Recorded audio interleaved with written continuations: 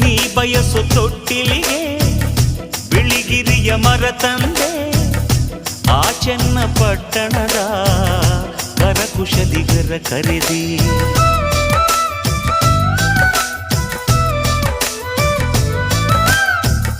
ಶ್ರೀವಾರ ಪಟ್ಟಣದ ಶಿಲ್ಪಿಗಳ ಕರೆ ತಂದೆ, ಬೆಳ್ಳಿಯ ಗಂಟೆಗಳ ಅದರೊಳಗೆ ಜೋಡಿಸಿದೆ.